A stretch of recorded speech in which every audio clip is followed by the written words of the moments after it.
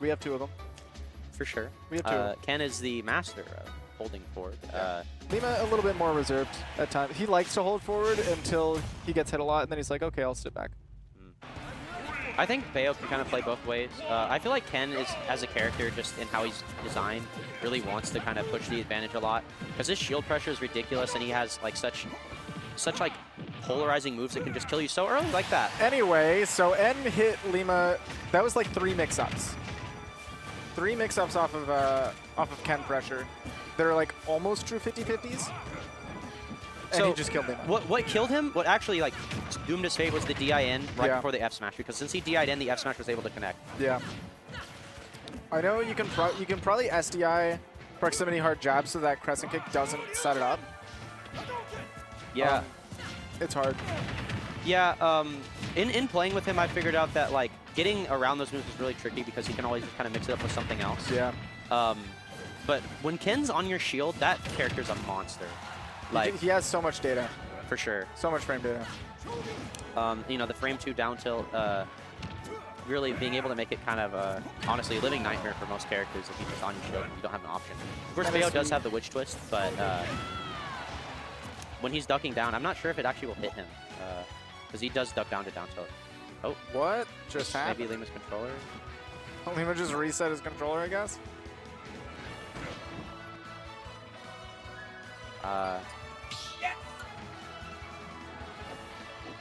Okay, gonna ask to restart the game? And is being really cool for just letting him reset this controller. I definitely wouldn't restart the game. Maybe Lima realized that one of his buttons wasn't working? Maybe. I don't know. Oh, yeah, and that's a dead Ken. It should be. Oh, never mind. But Lima wasted his resources and had to recover. The back air gonna do it. I feel like you gain the most leverage in this matchup off of edge guarding Ken because that's really where he's at his weakest.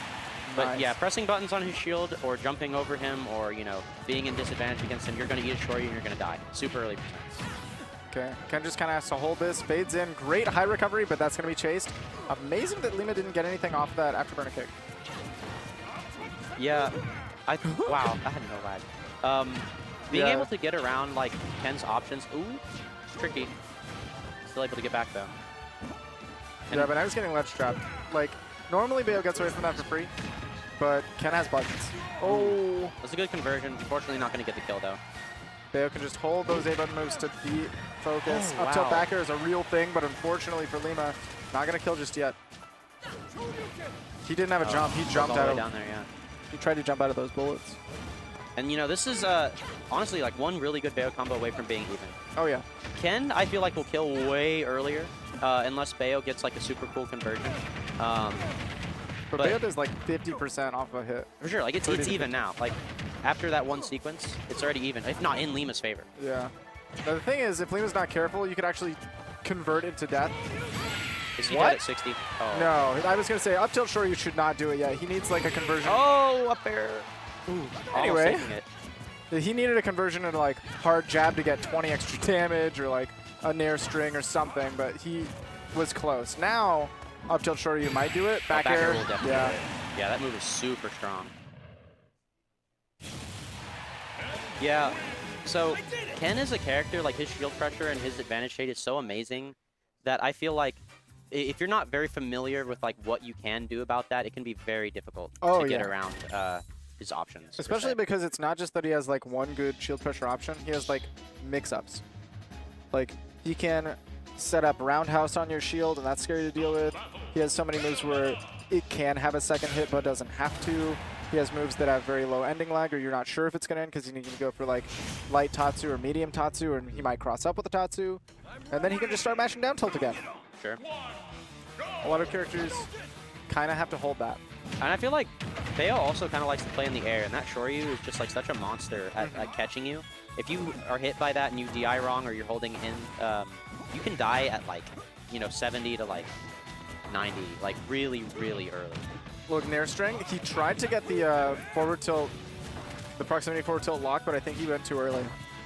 And his shield kind of looking a bit low here, but I feel like Lima's been playing a lot more evasive this game. She's kind of not interacting with him on the ground, just using the platforms to get the most of what he can. Catching those short hops, I feel like he's used that a lot to get in his opening string. Lima is kind of getting away from these ledge traps for free, though, and that's a lot of Ken's game. It's being able to oppress you with his frame data at the ledge. Yeah, Hado chases. He catches the jump. Oh yeah, but then Lima catches the jump in there with the afterburner kick. Okay, When this, he's off stage. like you said, that's exactly where Ken drops. He doesn't have... Yeah. Ooh, he's going super deep. Wow, okay, Lima going for the afterburner kick their ascent. And wow, okay. okay. Just kind of does it. He got that first stock. He's sitting 58, you know, with the high blast zone of town, and needs a little bit of a conversion here to make it happen. Ooh. Tries to chase with the up air. If he got that up air, he could have converted into like a falling up air Shoryu, because that's consistent so they don't fall out. I feel like that Shoryu there was definitely a bit greedy from him. Yes. You know, when you're behind, obviously you want to take the safest kill option possible, because getting greedy will just cause you to cause more of a deficit for yourself. But, ooh, wow, that axe kick. Axe kick does... Axe kick at the ledge is the DI mix-up, where if they're DIing for Shoryu, it gets sent. But I found that they have you have 2 DI mix-up technically, because if he does the roundhouse, yeah, that'll send you out to the angle where you want to be DIing for Shoryu. Yeah. But if he does Shoryuken, I believe the medium there. Yeah, that was the medium. And again, you were saying if you don't know your pressure or your way to deal with Ken pressure on shield, he can trick you with stuff like that. Where Lima saw the one kick that he hadn't seen before, and he was like, the crescent kick, and he was like, okay, I can do something about this, right? And then end buffered, medium Shoryu out of it, and caught Lima's out of shield option. Yeah, and I feel Lima's just been doing a lot better this game at kind of playing it basically. He messed up 1 or 2 times, but just being kind of out of that threat range of Ken, him playing around that I think has been so important in kind of swinging this match into his favor. I wonder if N could have, instead of getting run up grab there, run up down tilt. As pressure could have done a lot more damage instead of just a throw from Ken. He doesn't get a lot of throws. Has to go really deep, but he saved all. Oh, he didn't Oh save no, it. and SD is going to bring it back to even. Lima had that huge lead there. Lima was at like 40. I thought N would have saved his jump there. Just medium Shoryu? Okay. Look at the pressure. Tatsu's getting something started. Yeah, and you can't roll against Ken, unfortunately. Bat Within's kind of helping him out there, but he will just auto-correct and catch you if you do roll. Really high up. Ooh, 2 back airs? Oh. He catches the high Tatsu. Oh my god. Wow. And Lima just literally advantage I couldn't see half of that combo. Half of that combo was not on the camera. He had the upwards afterburner kick into the sideways one to another upwards one and finish it off with fair. Yeah. Honestly, Lima's advantage shape is so good. I think he just is really good at reacting to these scenarios. Like, N went for a really high Tatsu recovery there because in the past Lima had run off stage and punished him for going low. And Lima just said, oh, you're going high now? Okay, free punish. Yeah. Which it should be, but I didn't expect to punish with death, and I didn't expect Lima to be ready for that mix-up no matter what. Absolutely. Like, just ready for it. A player of his caliber definitely, seasoned, able to pull off stuff like that. He positions himself well so he can react to that kind of thing. And going back to Town and City here, actually, I feel like this is not a good pick. I feel like another stage could have benefited him a lot more because I feel like these stages, these platforms on this stage are helping out Bayo a lot more than. Oh yeah, like you would love to see something like FD. Yeah. But it was probably banned, right? I don't know. Oh my god, again? Yikes! Looking like Smash 4 out here. These conversions are so crazy. I mean, especially when you're chasing Bayo on the platform, right? That actually gives her the opportunity to do stuff like that to you. Because normally from the ground, she's not going to kill you. And I feel like Bayo's advantage is really well tailored to kind of fit Ken's disadvantage. Because Ken, obviously, when he's in the air and off stage, he's not very good. Can't really do much other than Tatsu or focus, and Bayo has all the multi-hits that would just break through focus anyways. I mean, when you're hitting Ken, it actually feels like a traditional fighter because he doesn't get a turn. For sure. And right now, Lima making it look like N does not have a turn at all. Only taking 53%. Ken is not landed like this entire game. Went really low. He couldn't even, like, even if he attempted to focus through that, I think back air would have just beat it clean. Focus doesn't eat a lot of percent in this game.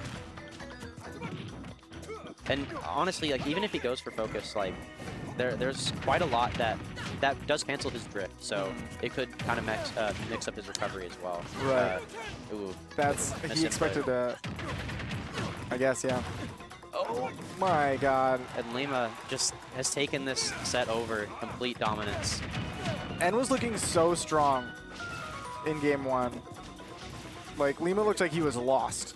in game 1. Game 2, Lima still SD'd and then just cleaned up the game. But now Lima looks comfy as hell. Absolutely. He's just been able to play around. His adaptation, just being able to figure out what he needs to do to play around Ken, has been phenomenal. That's like, so honestly. greedy. Oh, wow. Just calling him out on the top. Lima. See, the struggle with Ken, you would like to stay grounded, but the way that Lima was playing is hard to deal with the spacing, right? You can't like cover that space and dash in with Ken. It's not super fast being able to do that. So he was trying to set up jump-ins, and you get a lot off of jump-ins, but Bayonetta destroys jump-ins. For sure. I think some of Ken's best like opening options, like what he can use to get in on you, is like Nair. Like his Nair has 5 frames of landing lag. Oh yeah.